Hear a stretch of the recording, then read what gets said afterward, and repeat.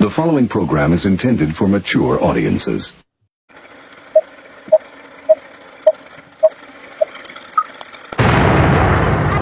Rudy's revelation. I look marvelous. I feel marvelous.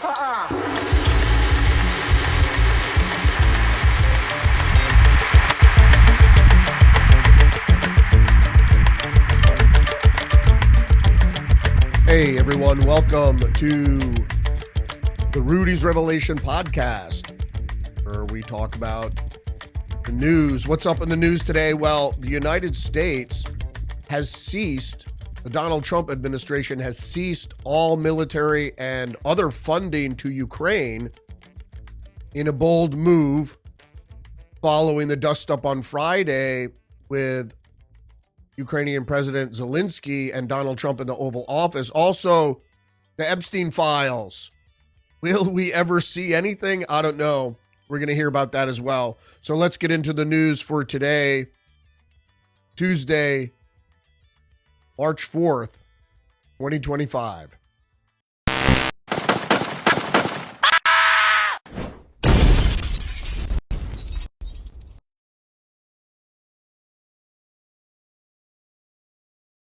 All right, we're going to start with One America News with some good news. Donald Trump announces major investment by Taiwan Semiconductor Manufacturing Company in the United States. This is great news. There has been, in little over a month, $1.7 trillion of investment brought into the United States. Not investment or funding by the federal government, private investment to the United States. We're going to move on to some other news here. The top of the page, Fox News Attorney General Pam Bondi says FBI delivered truckload of Epstein files after she put out a hard deadline. Epstein files will be dealt with as fast as we can. So apparently she was on Sean Hannity last night and making promises similar to when she was on Jesse Waters the other day, saying that she's going to release these files. Well, I don't believe her. And there's a lot of reasoning behind this. So it's been alluded to that Jeffrey Epstein's operations were connected to intelligence. The intelligence services, whether it's Mossad or the CIA or all of them, it's hard to really say. So what we're going to look at today is some of the things that happened before this truckload. So it was first reported that the FBI had gone to the New York City field office with a truck and demanded the files. That might very well have been, but according to Pam Bondi, that the FBI field office in New York willingly delivered the document. So we'll see whether it was the New York field office itself or whether it was agents from the Bureau in Washington, D.C. What illustrates what happened in New York is the head of New York's FBI field office, James Dennehy, forced to resign in Trump administration shakeup. I think the New York Post here kind of fails to describe the story in its proper context. I don't know if it's Trump administration shakeup as much as it is that the FBI has for a long time been the United States secret police, where they would go around doing nasty things. And one of the nasty things apparently is covering up for Jeffrey Epstein. Now, whether Jeffrey Epstein, whether his work was connected to intelligence or not, let's just leave that aside for a second. The fact is that he is being protected. What he was doing is being protected. And all we see is little glimpses of what was going on with Jeffrey Epstein. Oh, was he abusing young girls? Yes. Is there something more nefarious connected to Jeffrey Epstein? I'm sure. But it's hard to put it all together. What was going on in the Southwest at Jeffrey Epstein's estate, and what was going on in New York and Little St. James. We don't have a clear picture. So that's what people want. He was obviously implicated in a heinous crime, but his network spans a lot of different areas and involves a lot of big heavy hitters or high rollers, however you want to classify them. But he was given hundreds of millions of dollars, and we don't know exactly what he was up to. We have some idea, but he had his hands in a lot of different things. All right, let's go to the New York Times story. This is Dennehy, the head of the New York field office for the FBI. Late Friday, I was informed that I needed to put my retirement papers in today, which I did. He was forced to resign. I was not given a reason for this decision, he wrote in the missive. Dennehy apologized for the abruptness of his resignation in the letter, in which he called his colleagues an office of professionals who will always do the right thing for the right reasons. Well, that's kind of cryptic. They're doing the right thing for the right reasons. That's very cryptic. I don't know. What are the right reasons? He didn't say that the office of professionals were abiding by the law of the United States. He said they're doing the right thing for the right reasons. Nobody knows what that means. So his ask, his request, the administration's request, or Kash Patel's request for his resignation was probably the right thing, because his office obviously was withholding evidence in what should be a greater investigation. So I don't know what Pam Bondi plans to do or Kash Patel plans to do, but this is where it starts pulling out the roots of the deep state, because the United States government has been engaged in nefarious activities for some time, which, if the U.S. taxpayer knew what was going on, would be outraged. So if intelligence services like the CIA are involved in the assassination of a duly elected president, let's say, or the FBI is involved in actual terrorism, planning and conducting terrorist attacks and murder, and along a long list of other things, the American public would be outraged. Might be considered a patriot, but it's not my country, right or wrong. All right, let's get to other big news for today, which is the tariffs. So Trump basically threw down the gauntlet. So when we're going to put this in context today, he threw down the gauntlet. He goes, I have some simple demands. We're in the driver's seat, so I have some simple demands. So I want these taken care of, and then there'll be no tariffs. But instead of meeting the simple demands, the other countries are going to war with Trump, a trade war. They're throwing gasoline on a very explosive situation. And they think Trump is going to back down.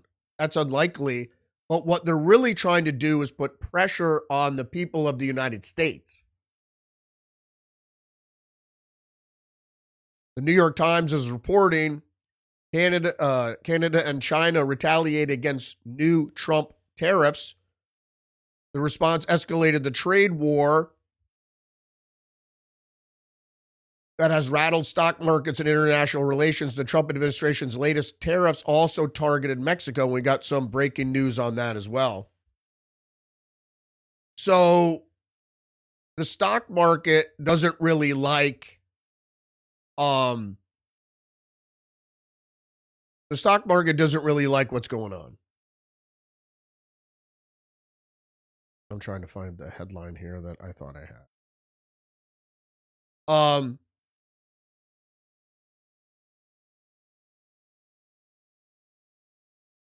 Yeah, what the hell happened to that headline? In any case, the the Trump the Trump administration is trying to exact certain things. Now, China is a different situation, so we shouldn't put that. China is an adversary, and they're engaged in unfair trade practice, along with unfair, and some would say illegal monetary practice as well. We're not going to get into that right now. So, as of now, I thought I had this headline. So, just breaking, Mexico is also retaliating with reciprocal tariffs, 25% tariffs. So if you didn't, this isn't clear in the articles, and this is what I wanted to get into in the first place, is that Mexico, particularly Canada, already has tariffs and other taxes on imported U.S. goods. So they're adding on when Canada could export into the United States as much as they wanted with no tariff, that if we wanted to export into Canada, that we couldn't do that without financial penalty.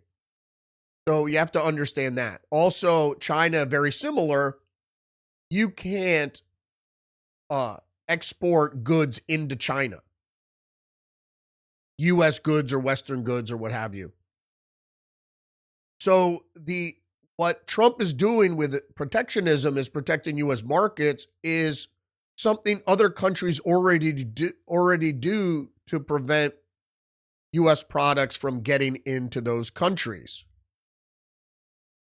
The New York Times story goes on to say China's finance ministry announced 15% tariffs on imports of chicken, wheat, corn, and cotton from the United States, as well as 10% tariffs on imports of sorghum, soybeans, pork, beef, aquatic products, fruits, vegetables, and dairy products. So, food. Well, if China doesn't want our food, okay. My question to most people is, to be honest, this might hurt farmers, and what happened in Trump's first term did squeeze American farmers for a little while, slightly, but it wasn't really seen in consumer markets. But my question always is, what do you get imports from foreign countries that you can't do without? So I was trying to think, well, there's nothing from Canada. I don't drink Canadian beer anymore. At one point, I used to drink Moosehead. And I do drink Corona, but I can find another beer to drink, certainly, that's produced here in the United States. This is going to be a benefit for the United States, without a doubt. New York Post reports Trudeau announces 25% tariffs on U.S. goods will take effect at midnight in response to Trump's on Canadian products. Like I said, I'm a proponent of tariffs for the simple reason is I'm a neo-isolationist of sorts. And Trump is right. If you study trade negotiations between the United States and other countries, that the United States is treated unfairly when we have the most dynamic consumer market in the world. The amount of people in the United States that have disposable income, discretionary spending, what have you, is unprecedented around the world. So he's using the leverage of the American markets to exact at least fair trade. And that's the point, because people talk about free trade all the time. Free trade isn't always fair trade. Now, if there was free trade, no reciprocation, as Trump has pointed out many times, is that other countries tariff U.S. goods. So why can't the U.S. tariff those countries' good? And these are bilateral agreements. the media was trying to convince you, people, that it was broad-based tariffs on every country around the world, and that's just not the case. All right, other big news. Newsweek has the headline, Trump halts U.S. aid to Ukraine after fiery clash with Zelensky. And Reuters, Ukraine could hold out front line, Kiev says, after Trump military aid pause. I don't think they can hold out. So what? It's a bit of a conspiracy. I wouldn't say a conspiracy. So we see the resistance starting to congeal and starting to take form with foreign governments, the American progressive movement, in this country, that everybody's kind of getting in line together to put pressure on Trump and to push back against all of Trump's policies. So if you are a supporter of Trump or MAGA, whatever you consider yourself, and you're worried about what's going on, we have to hold the course. And like Milei did in Argentina, for the first few months, there may be some difficulties, but it's going to shake out in our favor. And so I would ask people to just stay calm and carry on. So, and the reality around Ukraine is we're not going to fund Ukraine anymore. That's it. And we're going to get to some other big headlines right now concerning that. And this is One American News. Musk indicates support for the U.S. leaving NATO and the UN. NATO is a Cold War relic. Indeed. Now, NATO was formed at the end of the Cold War, the end of World War II, in response to what was known as the Warsaw Pact. Now, what the Warsaw Pact was, it wasn't really a pact. It was when the communists took over Eastern Europe, they said those communist countries, which were, communist, obviously because the Soviet Union took them over, were going to work together to prevent the West from retaking Eastern Europe. Long story. So the West created an alliance, which was already an alliance. It was the allies, basically, of World War II. The main allies of World War II were going to be allied once again with a formal agreement called NATO, the North Atlantic Treaty Organization. So the North Atlantic Treaty Organization was there to prevent expansion of the communist Soviet Union. So the Soviet Union was a socialist, a socialist. It wasn't really a republic. I don't want to say that, but it was a federation of socialist states. And so NATO was to prevent their expansion. Well, the Soviet Union is gone. It has been gone now for over 30 years. The Russian expansionism, if you study it, is only there to prevent the eastward expansion of NATO. And that's what they've been doing, if you would care to look. But nobody cares to look. And when most assholes like my Senator Chris Murphy say, Trump, because Chris Murphy now is the new Adam Schiff. Trump is a Putin apologist. Trump is a Russophile. Trump is, in bed with Putin. These things aren't far further from the truth. And if you cared to look, most folks would know that. But what they don't do, what Chris Murphy doesn't do, is ever talk about NATO's responsibility in the conflict in Ukraine. The West as a whole, the European Union, but also the United States under various administrations. Trump should put a stop to it.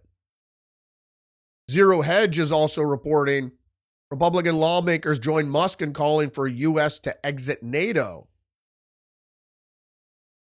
a pair of Republican lawmakers have issued a public statements of support for the United States exiting the North Atlantic Treaty Organization and also the exiting from the UN.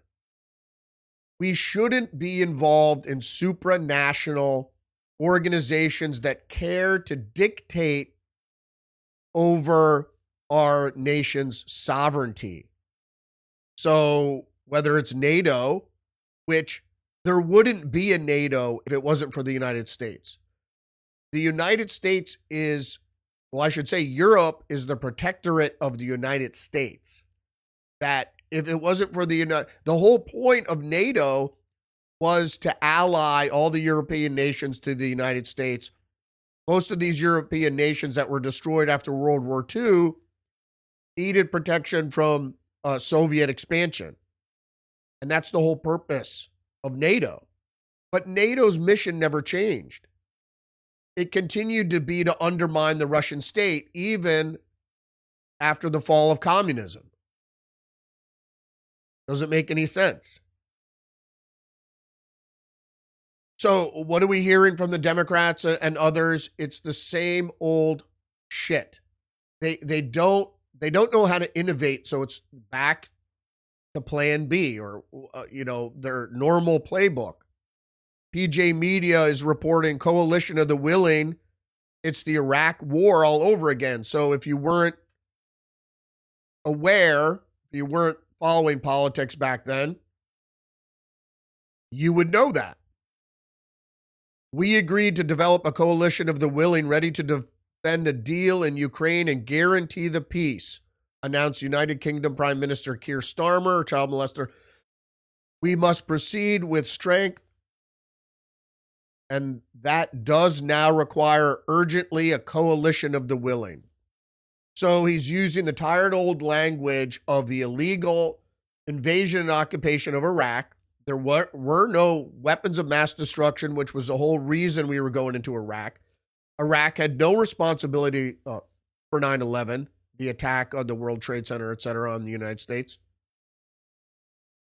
But PJ Media goes back into the history books to echo the phrase coalition of the willing. It's very important for our NATO nations as well as all free nations to work collectively to see to it that Saddam Hussein disarms weapons of mass destruction. However, should he choose not to disarm, the United States will lead a coalition of the willing to disarm him. And at that point, all our nations will be able to choose whether or not they want to participate. You can have a coalition of the willing, but what they're talking about in Europe is not a road to peace. It's a road to an expansion of the war. So what they're planning to do is to put boots on the ground. There already are boots on the ground in Ukraine, but officially boots on the ground in Ukraine. So if one British or French soldier is killed by Russians, we're off to the races. That's what Trump and all of us are trying to avoid. The war in Ukraine is a proxy war by the West against Russia to undermine the Russian state because they don't like closed nations and they specifically want access to the raw material there. I mean, we could do that in some sort of deal with Russia in open trade and discourse. As I explained yesterday, is that Russia is a traditionalist society. So they're resisting the liberal and progressive nature of the West, which has gone completely crazy.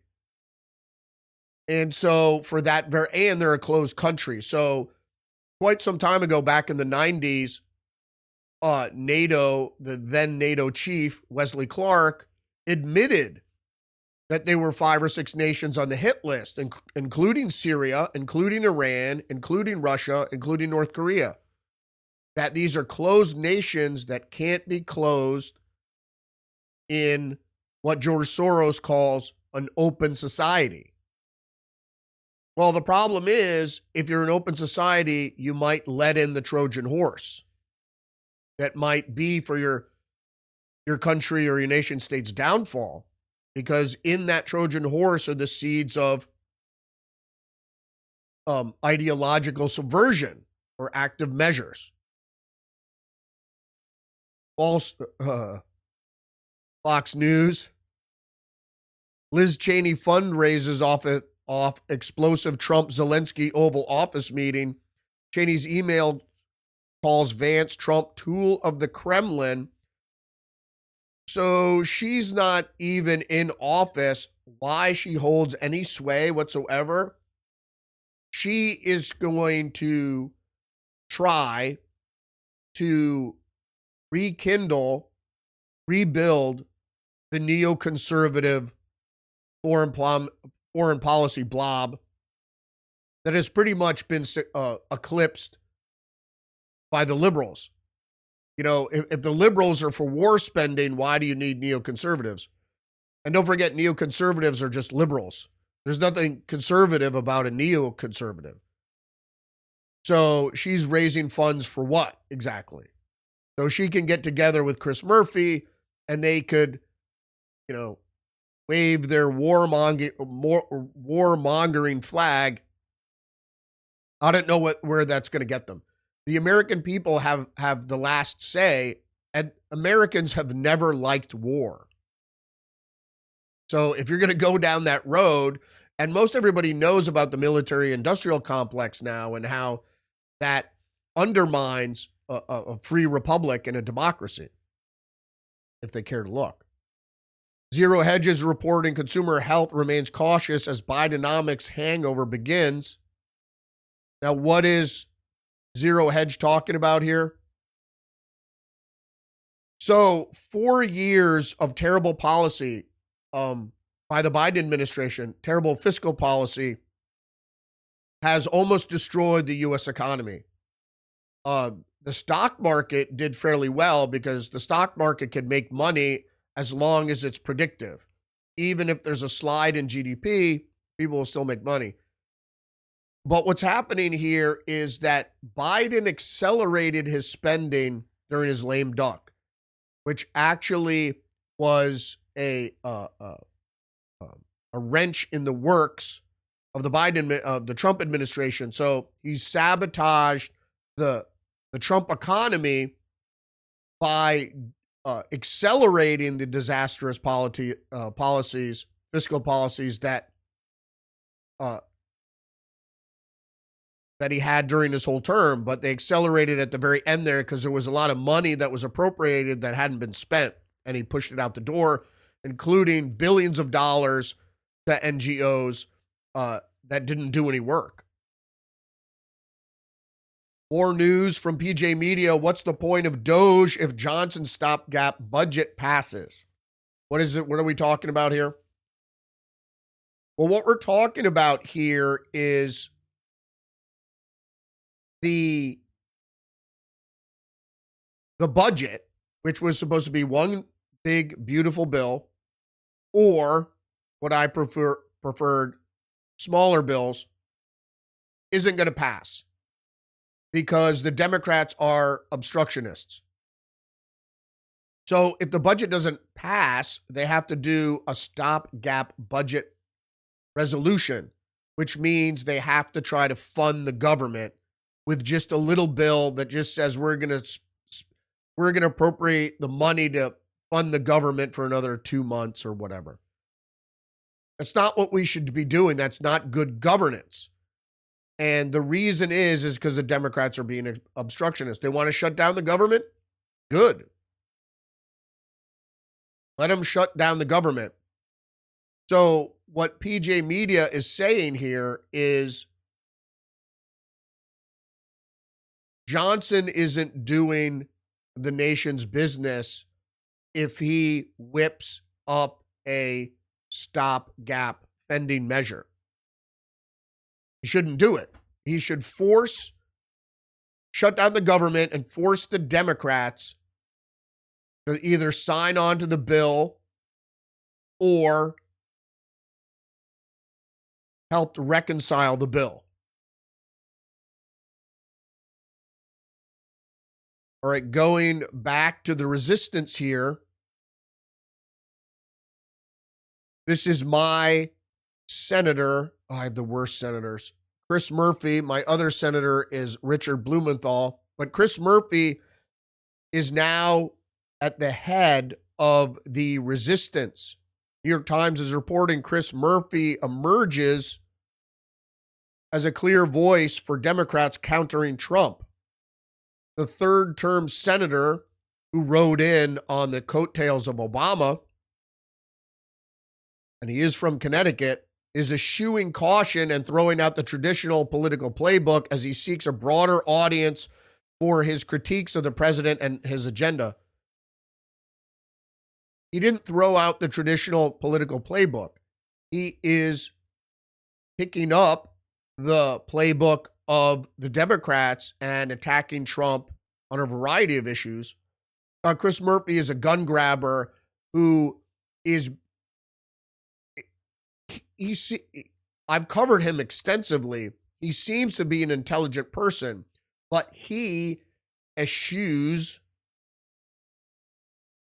propaganda, whether it's around guns or anything else. And now it seems he's become completely unhinged without referencing the true nature and context of the Ukraine proxy war.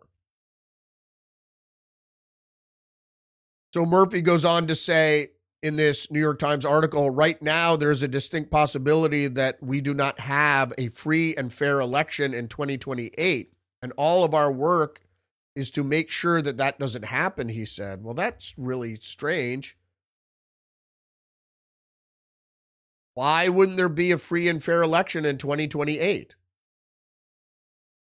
If there isn't free and fair elections, that would have been in 2020 under the cover of COVID, where you start flooding the country with ballots. That wasn't free and fair, and loosening the registration process. So, like most Democrats, he's doing the same thing. He's saying that the right is going to, or he's inferring that the right is going to be responsible for what the Democrats are always engaged in. Zero hedge U.S. GDP tumbles because of Trump. No, soaring gold imports. Now, we've talked about this quite a bit over the coming weeks. A few weeks ago, when discussing the unprecedented transfer of physical gold out of London and other locations and into the COMEX gold reserve in New York, that's undermining GDP. Now, why was this going on? Well, people were surmising that it had something to do with Fort Knox. I don't think it does. I think it has to do for a variety of reasons. Maybe some for Fort Knox, maybe for some other reasons as well. All right, other news in the United States here. MS-13 leader, fentanyl suspects among illegal immigrants arrested in Maryland. Yippee. Keep it going. I mean, that's what the nation's federal law enforcement should be working against: non-citizens committing crime and interstate crime networks, including the most heinous child trafficking, specifically child sex trafficking, but also other sex trafficking, drug trafficking, fentanyl, and other interstate crime, organized crime, gangs, etc. Another major victory in this arena: leaders of major human smuggling ring arrested in Los Angeles. Court documents allege that Rinoj Matul once contacted a migrant's mother and threatened that her daughter would come home in a box if smuggling fees were not paid. Also, this same person contacted an ICE officer at his home and said that he was going to kill this officer and his family. More from Zero Hedge. Trans surgeries increase risk of suicidal ideation. Now, this is an Oxford study. A comprehensive study recently published in the Oxford Academic Journal of Sexual Medicine has raised significant concerns about the mental health outcome of individuals undergoing sex change surgeries. So this is the second study in a row that contradicts the claim that transgender surgeries, if you make a young man or woman into the opposite sex, that they'd be happier, because if they're not allowed to change into the opposite sex, they risk suicide. And now we have two studies in a row that find that either there's no result or that it's just the opposite, that once they have their surgeries, that they become more likely to be suicidal. The reality around this is that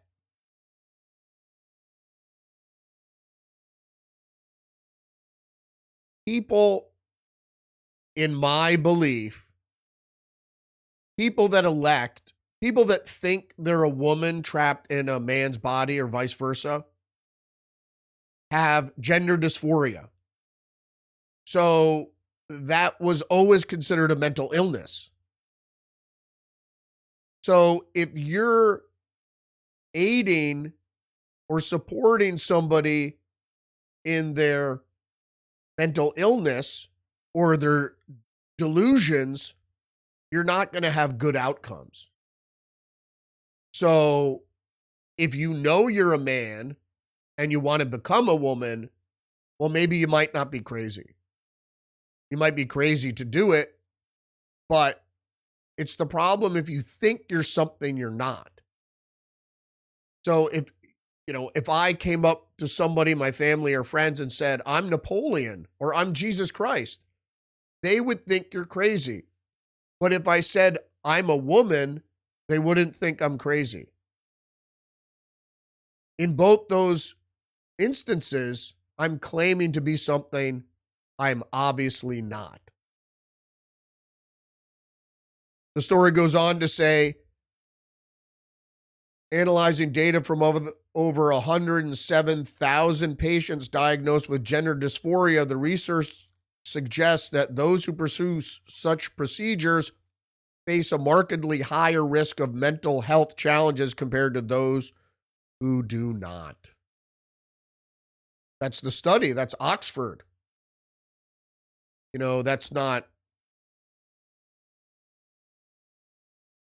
SoCal University or something. In a related story, BJ Media reports Democrats choose fake women over real women again. The Republican-led Protection of Women and Girls Sports Act fell short of the 60 votes needed to overcome the Democrats' filibuster. Every single Democrat who voted opposed the bill. Elisa Slotkin of Michigan, Peter Welch of Vermont didn't even bother to show up. Apparently, protecting girls and women from having to compete against biological males with inherent physical advantages isn't as important for Democrats to support. Indeed. Indeed. So here's my issue. The Democrats went to the floor and stopped this bill that unfairly limits the ability of females, girls, and women to achieve, to support 0.01% of the population who have mental illness. So think about it. Female athletes who work extremely hard should not have their future in athletics hindered because they are forced to compete against biological males. Instead of standing up for women and girls, Democrats voted to co-sign Joe Biden's attempted assault on Title IX. Bill Cassidy, Republican of Louisiana, the chairman of the Senate Committee on Health, Education, Labor, and Pensions, said in a statement. And he's right. You couldn't say it more plainly than that. You're limiting the ability for females to achieve. Simple as that. Why? For what reason?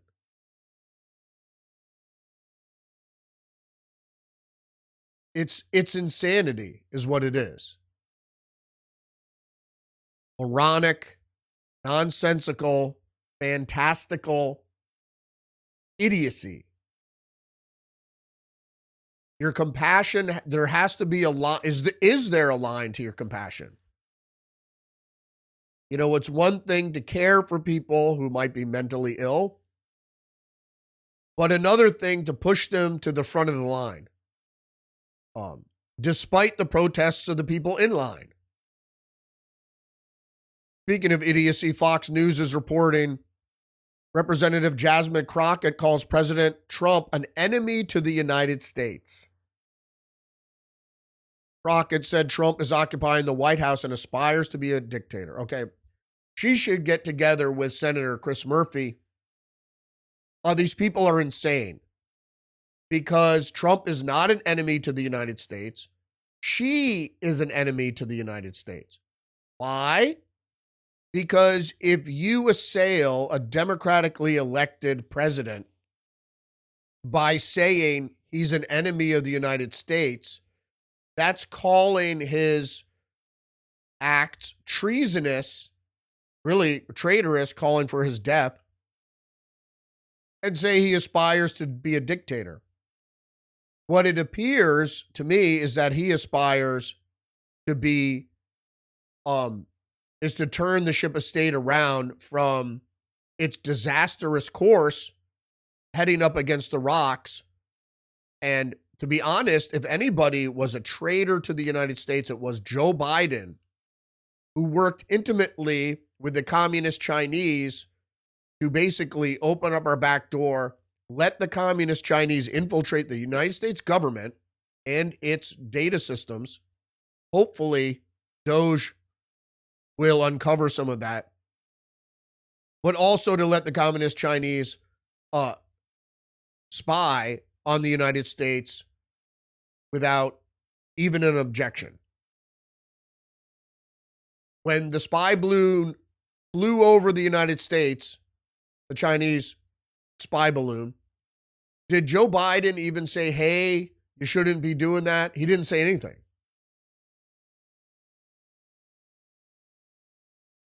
Axios. Some Democrats are plotting to disrupt Trump's speech to Congress.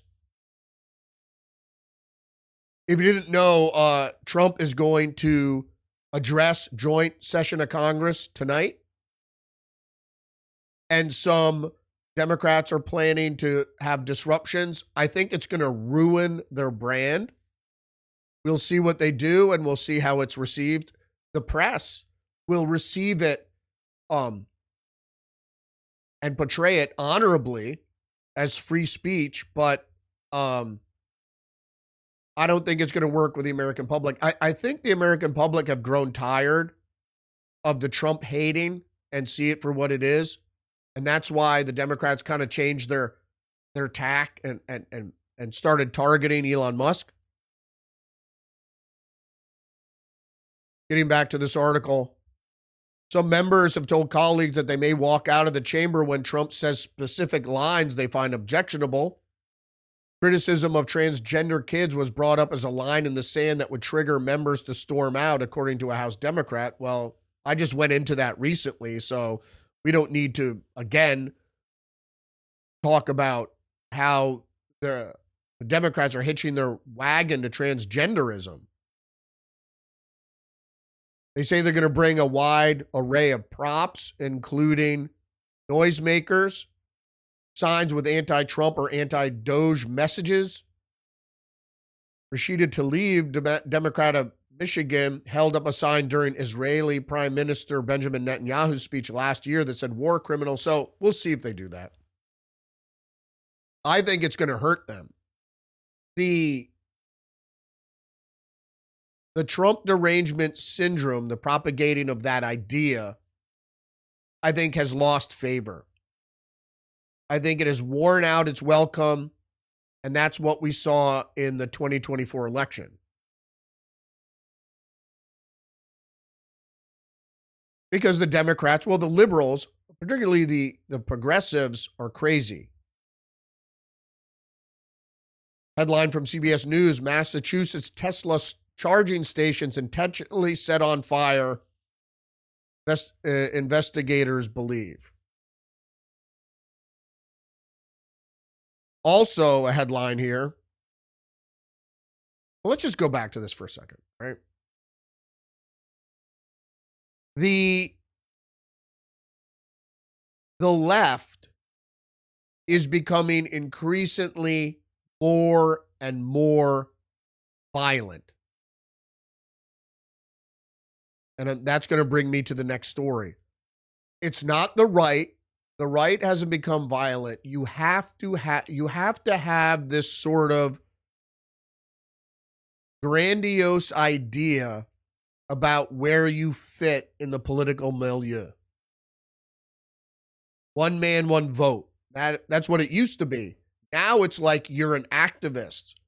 And so through drugs and the internet, the establishment has figured out how to activate people, especially people with mental issues. One of these people was Robert Crimo III. He pleads guilty to the Highland Park shooting. If you didn't know who this person was, excuse me. He's the guy that went out top of a building and during a 4th of July parade murdered 7 people with his father's rifle. I don't know how his father necessarily is responsible, but certainly could be. What a nut job to get on top of a building and start shooting people because they're parading in a 4th of July parade.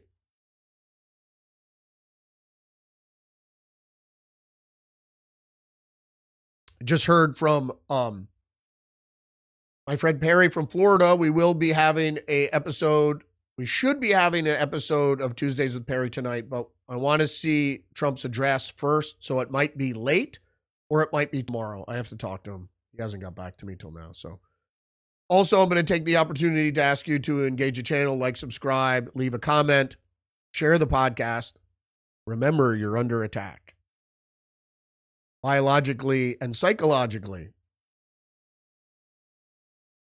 So if people are telling you that transgender people have a right to get in front of the competitive line in high school or college sports, you should think twice about it, because you're only catering to a small portion of the population through virtue signaling, which I know you care about everybody, and that's wonderful, but here's the analogy, and I like to use driving analogies because it fits. Because when you're on the road, you're like in society. So doing this is like stopping your right of way with a line of cars behind you to let one person come in. And I don't mean stopped in traffic. I mean stopping your car when you're driving down a right of way because you see somebody that wants to come out, take a left or right turn in front of you. So you let one person in, so that's your good deed, that's your virtue signal, but you have 30 cars behind you that you're holding up. So you inconvenience 30 people for the convenience of one person. How is that fair to society? It isn't. All right. I'm trying not to digress into this nonsense. New York Post is reporting New York City eases requirements for illegal migrants to get ID residency card, which is a terrible idea. Most people say the reasoning behind this is then you can take your ID card, your residency card, and get a driver's license. And if you get your driver's license, well, then you can be registered to vote. It's a slippery slope. So anybody who goes to get a driver's license or an ID with a passport, and it's a foreign passport, you understand that that person isn't a citizen of the United States and shouldn't be given any form of official ID that would allow them to register to vote. But we saw this going on in New York for some time. One American News is reporting a Haitian migrant charged with triple murder entered U.S. under Biden's migrant program. New York Post, WWE co-founder Linda McMahon confirmed to lead education department that Trump wants closed immediately. So she's going to be the henchman involved in dismantling and shutting down the Department of Education, moving funding probably to either a different agency or something. Linda McMahon is also a resident of Connecticut as well. Know Linda McMahon well in her Senate run.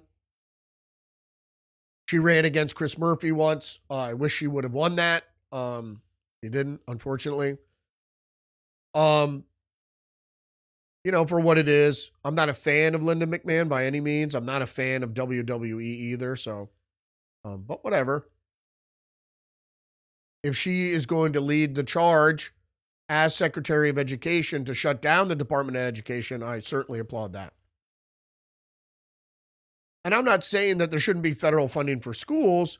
I'm just saying that the Department of Education figures out the criteria to receive funding, which a lot of it involves climate change and other policies that are not education, that are propaganda.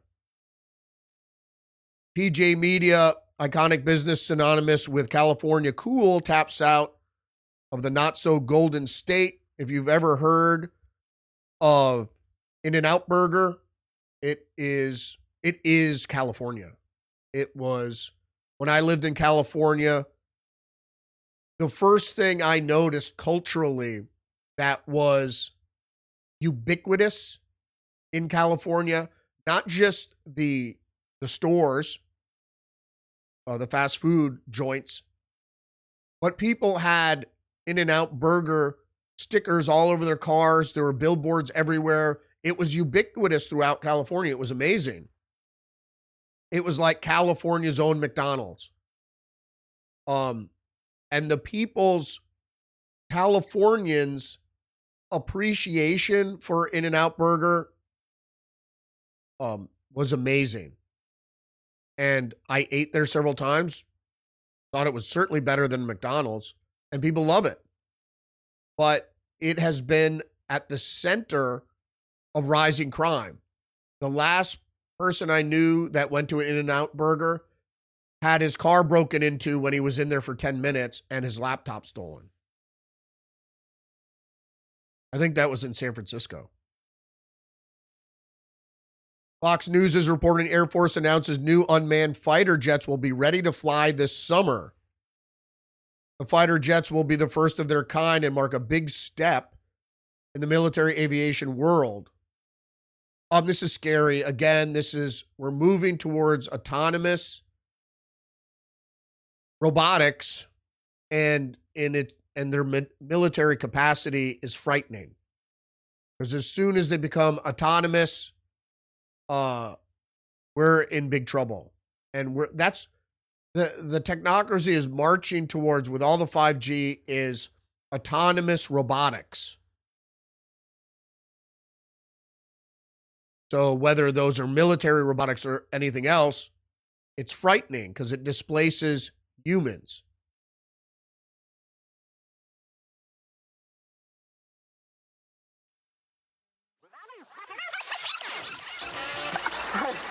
marvelous. I feel marvelous.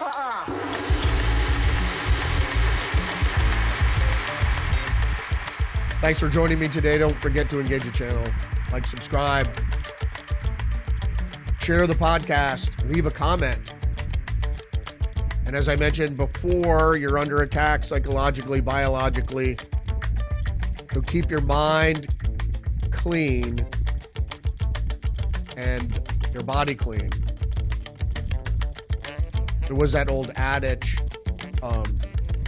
your head clear, your heart clean and your head clear. Again, thanks for joining me. I'm live every day, Monday through Friday, 10 a.m. on Rumble. Check out my other website, livepop.org. Check me out on social media, X, Facebook, Get Her Mind, Choose Social, Substack. Check out the link in the description. Liberty merch. If you follow that link to the Alex Jones store and you buy something through my link, I get a couple bucks. So that's my only funding from this endeavor. You help me out. Appreciate it. This is actually a Alex Jones. I would recommend the hoodies. The hoodies are pretty good. In any case, thanks again for joining me. Stay tuned for a Tuesdays with Perry episode, maybe tonight, maybe tomorrow. Have to see.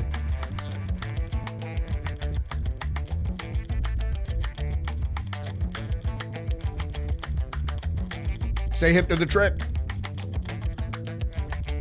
I'll see you later. Respect.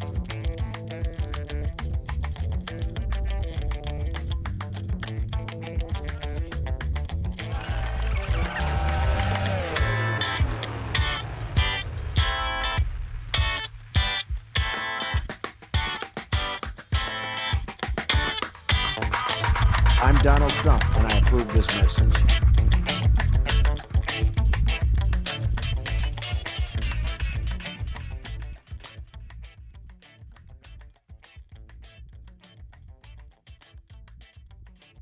You can't handle the truth.